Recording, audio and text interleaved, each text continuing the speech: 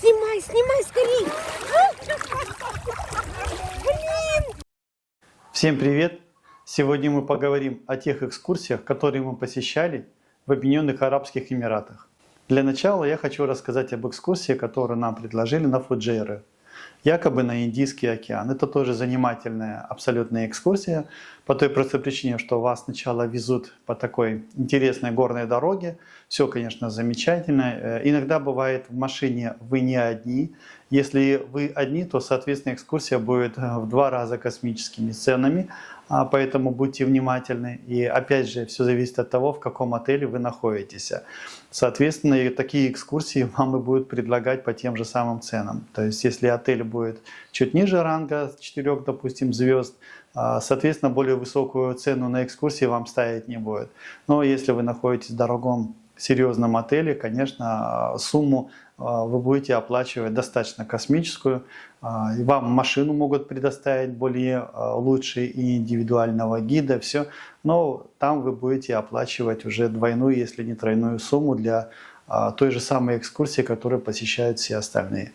Иногда выходит так, что вы в машине, когда садитесь с другими или встречаетесь на экскурсии с другими людьми и начинаете общаться, и вы будете очень удивлены, как разнятся цены на ту же самую экскурсию, которую вы посещаете.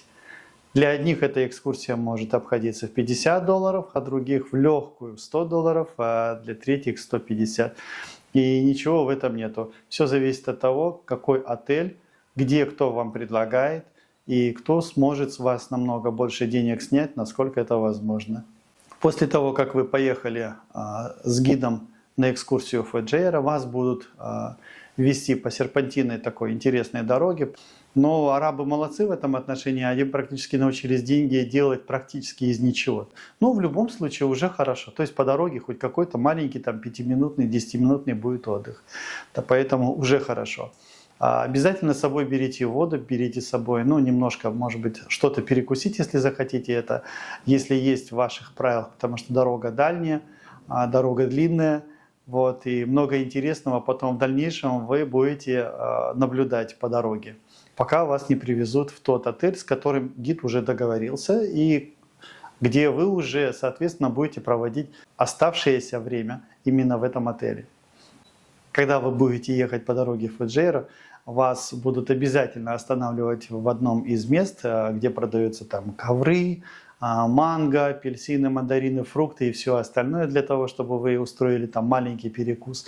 Да, цены будут достаточно такие адекватные, абсолютно нормальные, потому что это такое место, где там это выращивается, поэтому, конечно, цены будут такие фермерские. Очень неплохо. Но особо много брать тоже нет необходимости, потому что, как потом оказалось, ну, не настолько это вкусная продукция.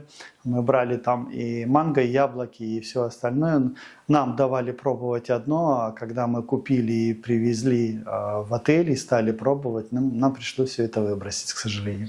В любом случае было уже интересно, потому что мы с этим столкнулись, попользовались, и в следующий раз мы уже не будем покупать никаких там фруктов. Дальше, после того, как вас приводят в отель на Фуджейру, кстати, очень интересно, прямо перед отелем, куда нас привезли, очень интересно было сооружение такое, сделали искусственный водопад, все там достаточно неплохо, опять же, все стараются там останавливаться, фотографироваться, привозят вас в отель. Отель обязательно с обедом. Обед, как правило, в этой экскурсии на Фуджейру уже входит в этом ресторане или в этом месте, куда вас привозят. Поэтому будьте к этому готовы и абсолютно адекватно, вкусно. Вы там наверняка покушаете, потому что привозят, как правило, такие 5-звездочные отели. Вот, достаточно хорошие, потому что вас везут с Дубая или с Абу-Даби или с любых других мест, и просто привозить какой-нибудь дешевый отель и через такое количество времени, потому что занимает, допустим, та же дорога больше 2 часов времени, и, знаете, как бы тоже не хотелось бы платить такие деньги и приезжать просто посмотреть на какие-то там развалины. Смысла это не имеет никакого. Ну, это в нашем понимании, ну, в моем 100%. Все должно иметь свою цену. Как только мы приехали в этот отель, осмотрелись, вот, нам выдали, соответственно, тапочки, потому что вход такой, что вы без резиновых тапочек туда не войдете, в это море, поэтому нужно обязательно их одевать. И пока водичка не имеет отлива, а это очень важно, или не имеет прилива, то вы можете поплавать, потому что удивительный момент потом оказался. То есть мы приехали до обеда, а водичка еще была достаточно, так сказать, прозрачная, чистая, все замечательно. Я успел поплавать, и супруга успела поплавать. Мы получали очень хорошее удовольствие, все замечательно, все чистенько. Потом начался прилив. И вот когда начался прилив, самое интересное и началось. Потому что вместе с приливом пришли черепахи вот, на этот берег. Они были достаточно не маленькие, очень даже объемные, по 50, по 70 сантиметров. Ну, такие прям приятно было смотреть на них в самой их атмосфере, в этой природе. Поэтому это такое неизгладимое впечатление, которое реально, ну, не знаю, как другие, но, допустим, я и моя супруга, мы получали от этого удовольствие, когда мы их трогали, когда мы рядом с ними находились, плавали. Ну, это здорово. То есть вот это такое адреналиновое ощущение, которое достаточно приятное, и единственное, что вы можете там получить, это точно. То есть даже хотя бы ради этого уже стоит хотя бы единожды туда съездить, просто посмотреть на этих черепах, поплавать вместе с ними, потрогать их, получить удовольствие. Черепаха?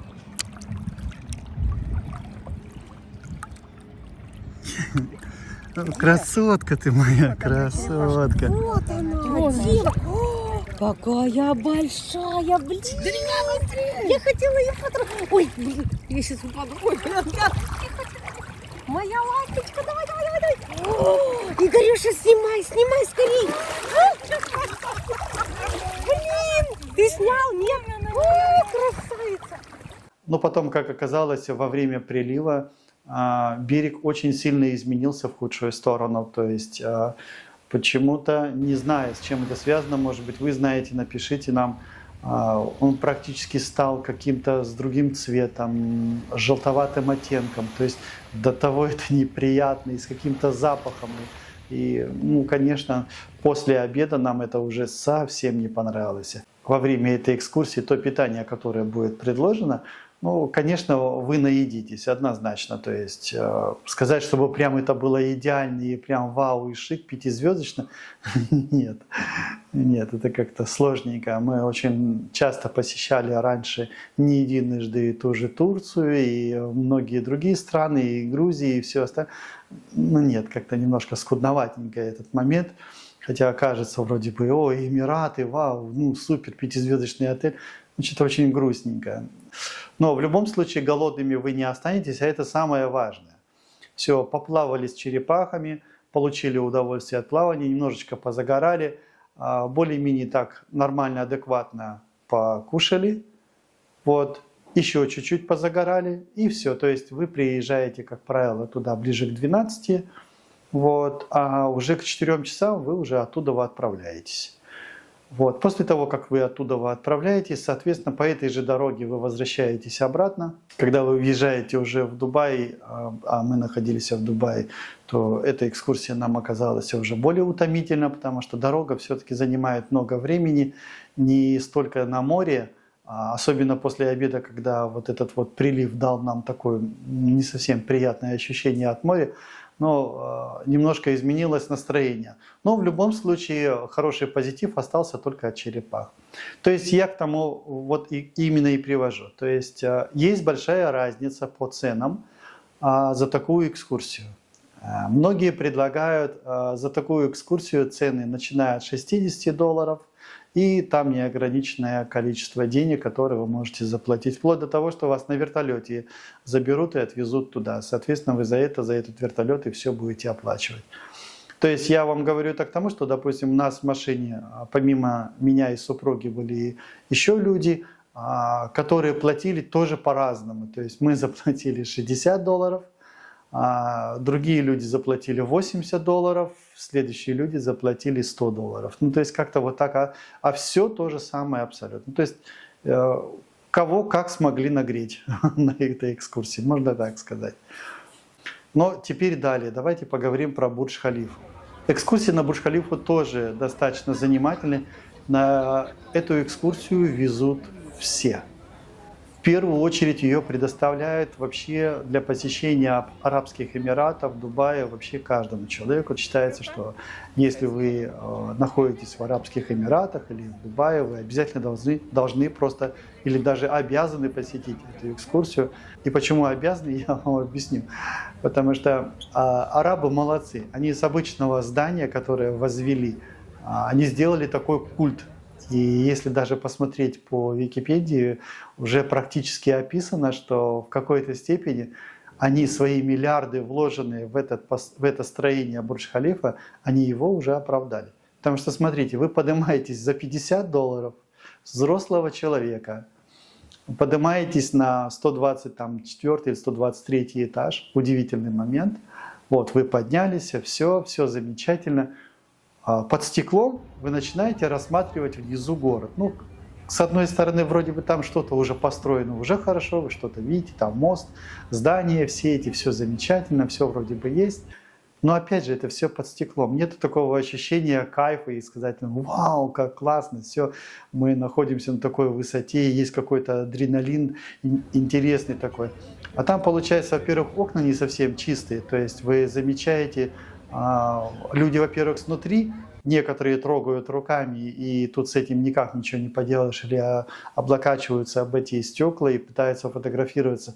И вообще это такой муравейник, когда такая кучка людей практически в одном месте, каждый пытается сфотографироваться на фоне вот этих вот небоскребов внизу, через это стекло, то есть не на открытом воздухе, то есть можно было бы сделать хотя бы что-то такое открытое и интересное, чтобы можно было обратить внимание, а вы опять же находитесь под стеклом, и под стеклом все это вы наблюдаете. Ну, как бы спорный вопрос, можно было бы сказать, что это экскурсия вообще, потому что это такое, ну, по крайней мере, мне это не особо понравилось, а люди, которые оплачивают за эту экскурсию двойную и тройную сумму, они поднимаются там на 10-15 этажей еще выше.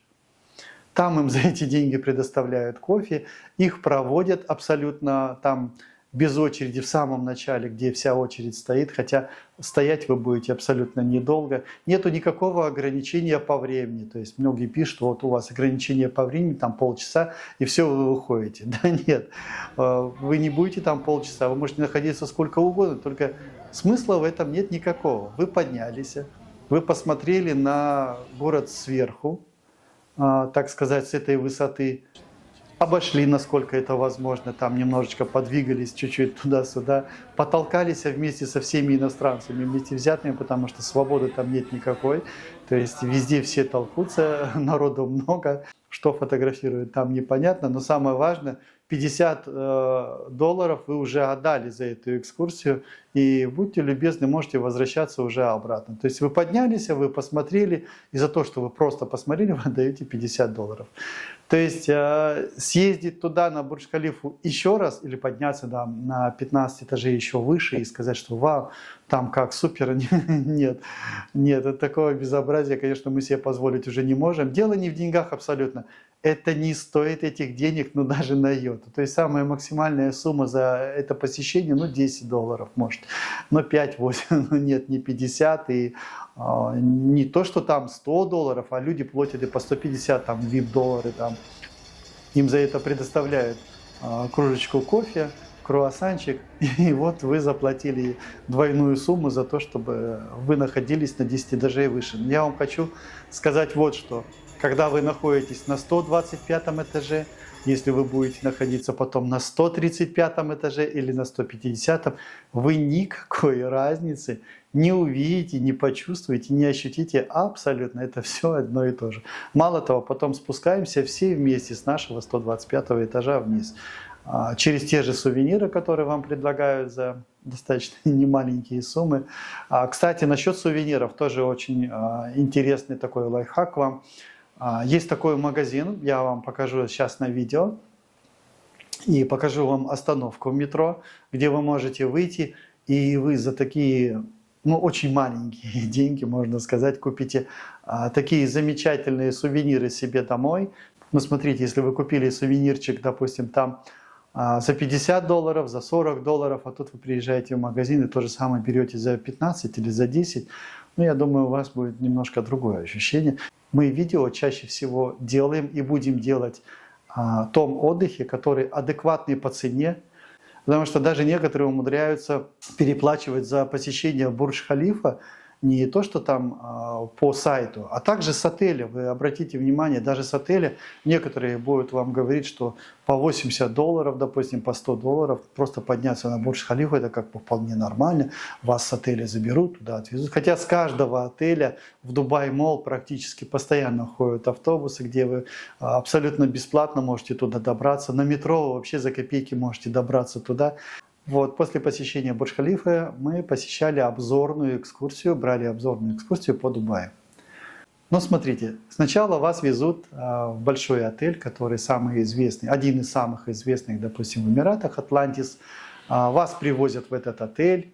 Вот, но какой удивительный момент. Знаете, такое ощущение, что людей чуть-чуть, бедноватых, возят хотя бы со стороны показать, как живут богатые. Это если вы адекватный человек, это не совсем приятно чувствовать себя в этой тарелке. То есть вас провозят мимо домов, которые там стоят $10 миллионов. Говорят, вот смотрите, как живут люди, да? А кто вы тогда в машине, которые едете? Вот, они здесь покупают по 10 миллионов. Вот у них там Феррари, вот у них Ламборгини, у них разные Роллс-Ройсы, вот они здесь живут. Вот, вас привезли потом в Атлантис, допустим, по этой дороге, да, вы приезжаете, а вот в этом Атлантисе, допустим, да, вы можете там заказать дорогой номер, который там стоит, там, допустим, там 10, 15, там, $5000, допустим, за сутки, пожалуйста, да. И когда нас туда привезли, вообще очень удивительный момент, тоже как-то вот кучкой собрали, отвезли в одно месте поставили, так, будьте здесь, никуда, нигде, ни в какой Атлантис вы не заходили. То есть все вы это видите со стороны. Любая обзорная экскурсия, которая вам будет предоставлена в Эмиратах, где вы с гидом будете ездить на машине, это вообще смешная ситуация, потому что вы будете вокруг объезжать, вы будете со стороны подсматривать за тем, как живут другие люди. Ну, вообще маразм какой-то. То есть подъехали к Атлантису, посмотрели, сказали, о, все, вот здесь вот классно, люди здесь все получают удовольствие, они здесь отдыхают, все, здесь богатые есть, здесь дорогие есть номера. И вы все такие, вау, да, ну все здорово, номера богатые, все замечательно. Потом вы выезжаете оттуда, вам говорят, вот здесь дома, которые мы проезжаем, смотрите, вот Ламборгини, которая вот выехала, вот это люди, которые с 10-миллионного коттеджа выехали, вы такие, вау, ну да, все классно. Кто вы в этой машине туда едете? Вообще удивительный момент. Дальше вы подъезжаете вот этот вот отель «Парус», но это вообще просто удивило меня очень сильно. То есть если раньше мы к Атлантису хотя бы, чуть-чуть хотя бы подъехали, но к «Парусу» вообще. Вы не просто подъезжаете, вы вообще со стороны, то есть вот так вот подъезжаете там, где-то вдалеке вам показывают этот парус и говорят, вы фотографируетесь, вы становитесь на дороге, сзади вас парус, все там стоят, фотографируются. Вы где фотографируетесь? Вы что там фотографируете? Это вообще что-то. Прям меня это очень сильно раззадорило. То есть, как фотографироваться у ворот в этот отель, где до этого отеля еще Бог знает сколько ехать, и вот этой верхушке, которой вы вдалеке наслаждаетесь, но вы типа того, что сфотографировались, все, это у вас посещение, обзорное посещение экскурсии по Дубаю, где вы со стороны просто к воротам просто подъехали, а у вас в проспекте написано, что вы будете там как бы посещать в обязательном порядке как бы. А потом, как оказалось, этот обязательный порядок стоит дополнительно $70 с человека, если вы хотя бы туда заедете и вас там провезут и покажут.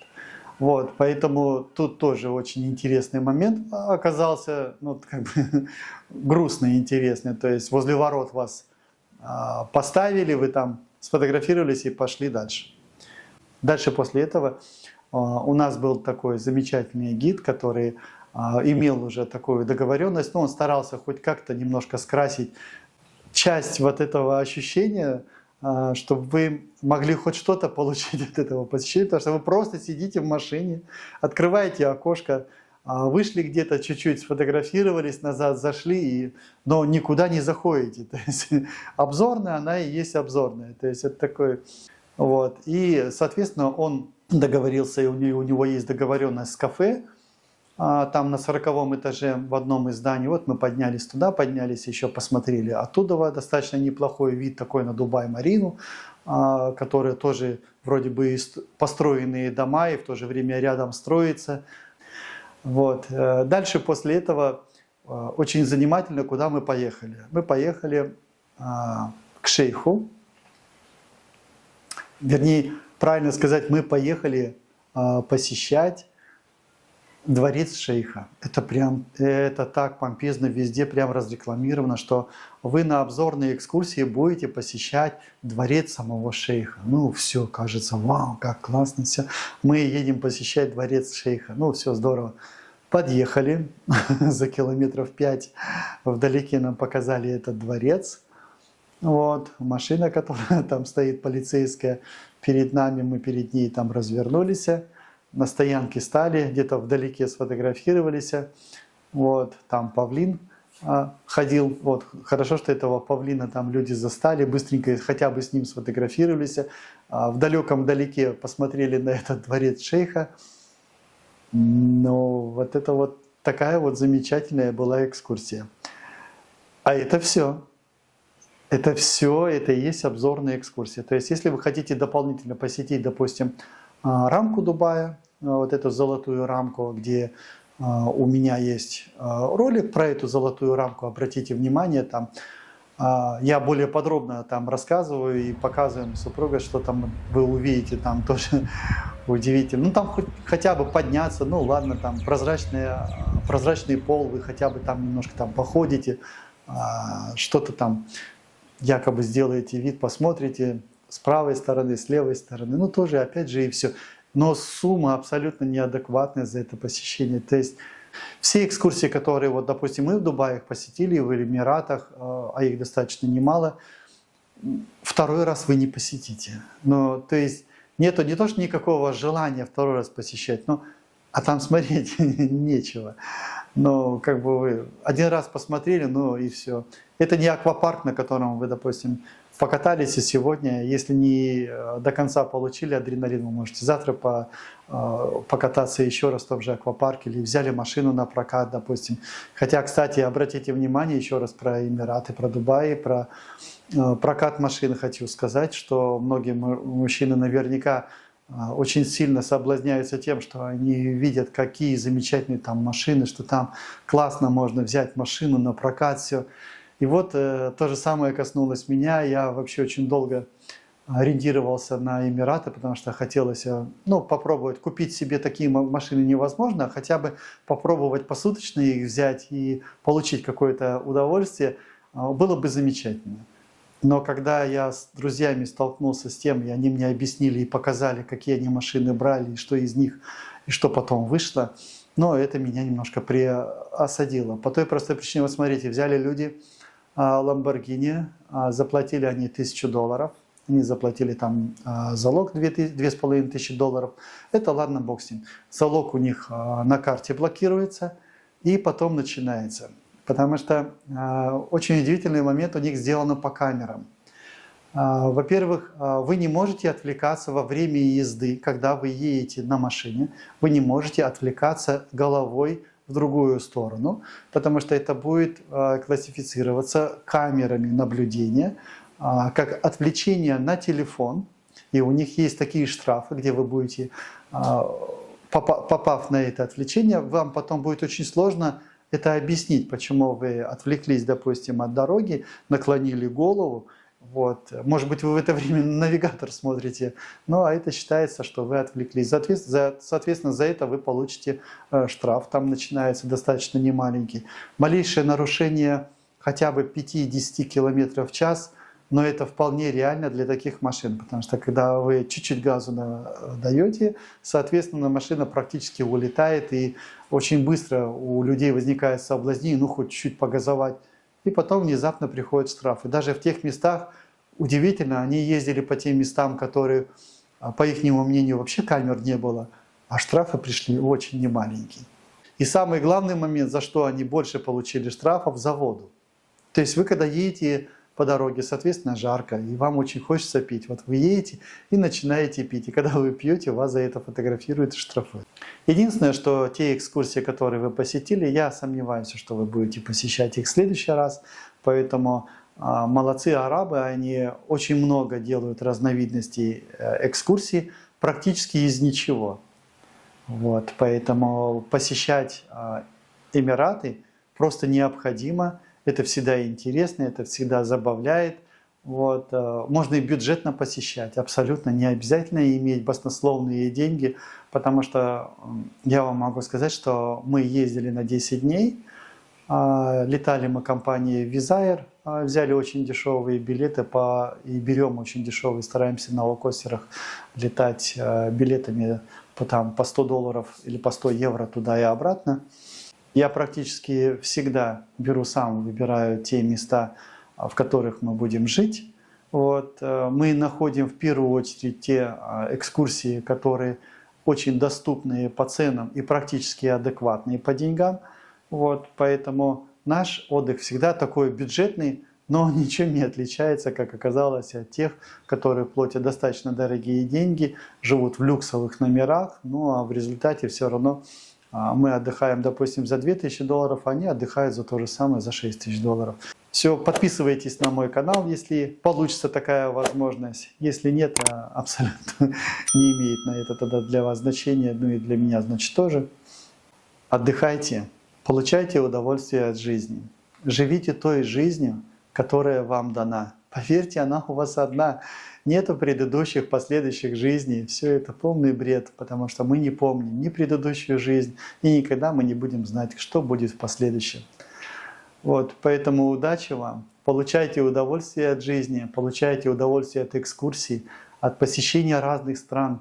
Пусть ваши дети будут здоровы. Счастья вам и всего вам хорошего.